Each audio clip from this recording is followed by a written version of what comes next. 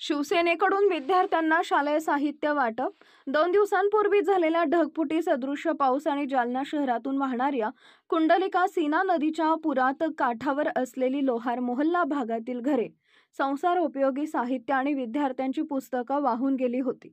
या उघड्यावर पडलेल्या नुकसानग्रस्तांसाठी शिवसेनेनं अन्नदानाची व्यवस्था तर केलीच, शिवाय विद्यार्थी शिक्षणापासून वंचित राहू नये म्हणून आमदार अर्जुन खोतकर यांच्या मार्गदर्शनाखाली शिवसेना शहर प्रमुख विष्णू पाचफुले आणि शिवसेना उपाध्यक्ष शेख नजीर यांनी विद्यार्थ्यांना शालेय साहित्यांचं वाटप केले.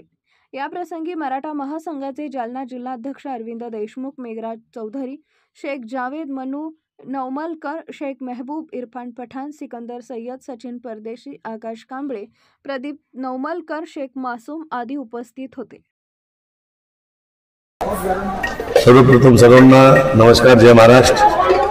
काल परवा दिवशी जी आपल्या जालना शहरामध्ये ढगफुटी झाली आणि ढगफुटीच्या माध्यमातून तुम्ही पाहिलं असाल की माननीय आमचे नेते अर्जुनरावजी खोतकर साहेब हे सकाळी 5 वाजतापासून पुढे जालना शहरात फिरले. त्यांच्यासोबत आम्ही शिवसेनेचे पुरे कार्यकर्ते फिरलो आणि त्या माध्यमातून आम्ही जालना शहरात जेवढे पण आमचा झोपडपट्टी एरिया आहे त्या एरियामध्ये आमच्याकडून जेवढी शिवसेनेकडून मदत होईल तेवढी करण्याचा प्रयत्न करीत आहोत.